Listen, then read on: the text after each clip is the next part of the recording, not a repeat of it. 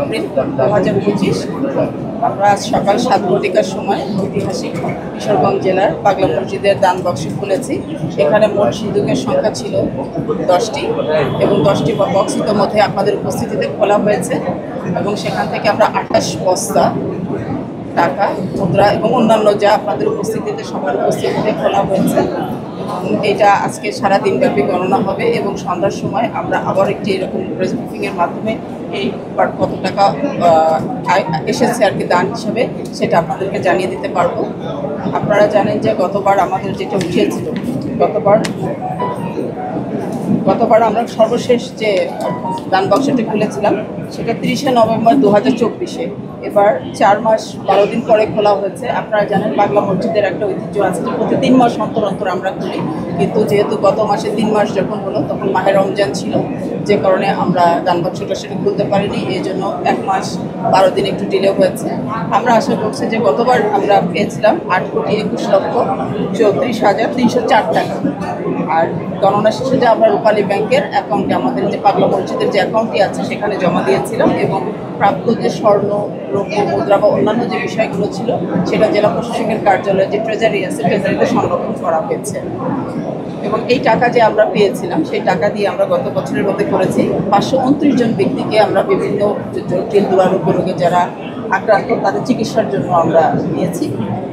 মসজিদের জায়নামাজ বা অন্যান্য যে মসজিদ পরিচালনা যেটা পাগলা মসজিদের পরিচালনার জন্য কাজ করেছে।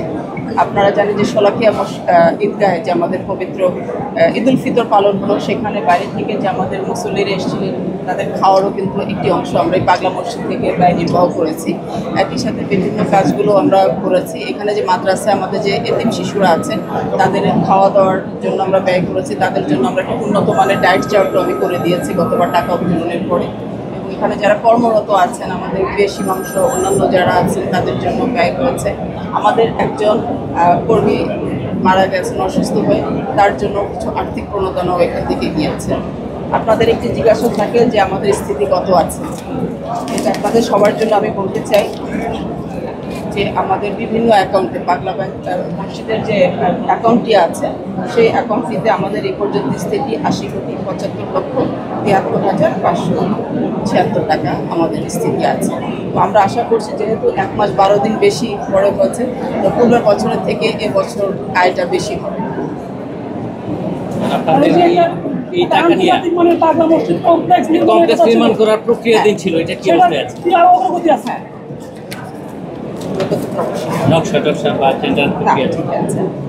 আমরা এখানে যেটা করছি পুরুষ মুসল্লিদের জন্য একটি টিনশেড ঘর, মহিলাদের জন্য একটি টিনশেড নামাজের জন্য ব্যবস্থার কার্যক্রম এবং বাথরুম নির্মাণ। আপনারা জানেন যে অনেকগুলো বাথরুম পুরাতন হয়ে গেছে, দূর দূরান্ত থেকে যারা আসেন তাদের বসু এবং অন্যান্য কাজের জন্য সমস্যা হয়। এগুলো অলরেডি আমরা প্রকল্প নিয়েছি, কাজ শুরু হয়েছে, কিছু কাজ শুরু হয়েছে আর কিছু সামনে হবে।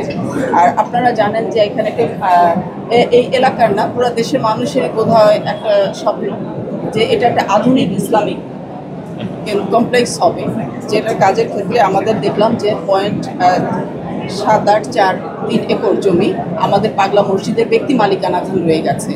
ওই জায়গাটা যতক্ষণ পর্যন্ত আমরা আমাদের ভিতরে আনতে না পারছি কমপ্লেক্সের কাজটা শুরু করা দুর্লভ। মধ্যে আমি ওয়াকফ প্রশাসকের এই ব্যক্তিগত মালিকানায় যাদের জায়গা আছে তাদের সাথে আমরা কথা বলেছি, বাজার মূল্য নির্ধারণ করেছে, অনুমোদনের জন্য ওয়াকফ প্রশাসককে আমরা চিঠি দিয়েছি। ওখান থেকে অনুমোদন পেলেই আমরা এই জায়গাটি পাগলা মসজিদের অনুকূলে ক্রয় করব এবং মসজিদ কমপ্লেক্সের ডিজাইন আগে কিছু করা ছিল, এটাকে করা হবে এবং সেই ক্ষেত্রে আমরা এই কিশোরগঞ্জের যারা গণ্যমান্য সবাইকে নিয়ে সর্বশ্রেণী পেশা নিয়ে আমরা একটু বৈঠক করেই ডিজাইন এবং অন্যান্য কাজগুলো চূড়ান্ত করবো অচিরেই। এটা আমাদের প্ল্যানে আছে, এটা একটা বিষয়।